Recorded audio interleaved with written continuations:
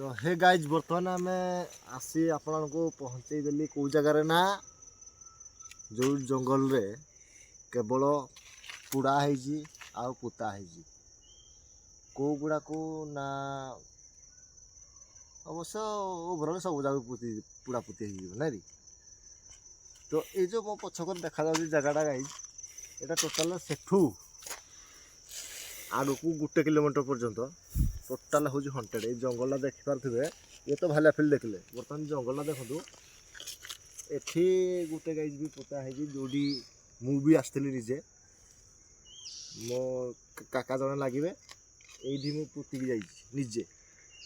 तो मो जानी टोटाल हंटेड जगह आ राति की एठी गाइज भयंकर रु भयंकर आवाज जो आसे यहाँ मुझे शुणी कहीं ना राति तो ये मो कह मतलब आपन को दिन बेले देखे दूसरी कहीं ना आप तो एठी जी हंटेड लगे राति रे भयंकर आवाज मुझे जेहेतु राति 1-2 जाके एठी थी से दिन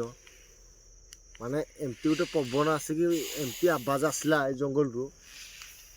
को माने कहूँ मुझे माने भय लगुच आपन जो शुणे से आवाज सब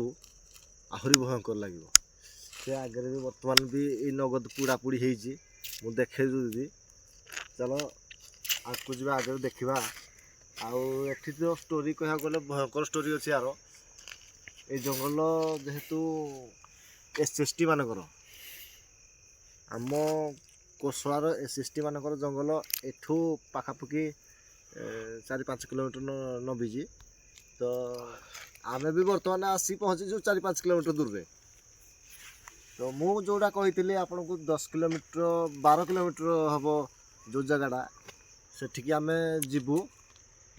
तो गाइज ये भयंकर गैस हो प्रबल गैस हो कहीं जेहतु नगद पुती दी पुड़ी कि जना पड़े देखी दूसरी आपको देख पारे ये खटखुटी पड़ी से पुता है देख पारे यहाँ आउ से आगे भी पुता पुती तो एरियाटा आउटे भालिया फिल्ड भितर सबुआड़े केवल पुता है। तो ये बहुत गैस हो गाइज आ भयंकर आवाज ये जगार ही आसे टोटाल जंगल टोटाल आवाज आसे। तो आपको मुझे आगे कह किसी कह तो से जगार गाइज पलैल जो माने भयंकर गंध जमी डेड बॉडी गैस हुए माने नाक फाटीज। तो टिके बाट जस्ट आगे पलैलु यही जगार भिडियोटा आपण को 2-3 दिन पर आसो तार नाइट ब्लॉगटा कहीं तार किसी रिजन अच्छी। तो काली जेहेतु आमर प्रोग्राम अच्छी आम जीवार अच्छी सेठिकी कही मोर पूर्व ब्लॉग रे कही जे 12 किलोमीटर आम जो जगह जीवु सेठू जड़े आमर लोकल भाई जड़े आसवे जेहेतु ताकर ड्यूटी अच्छी आज आसपारे से कालिकी आसवे। तो कालिकी आसवे आम कालिकी सेठिकी शूट करवा दिन से ब्लॉग पड़ज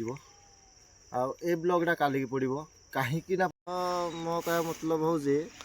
आम 2-3 दिन पर ब्लॉगटा करूँ राति कालिकी आम जाऊँ से जगह को जोड़ा मोस्ट हंटेड जगह जोड़ा कि माने डाकिने बोली कहती। तो ये ब्लॉग टी गाइज ये रखुची जेहेतु एटा छोट हो कहीं एठी जो गैस हो को आपन को रिव्यू दे पारूनी भी माने भितर को पशि था जहाँ कि टोटाल पशि भी होनी मेन हूँ बाटर तो आपन को देखदेले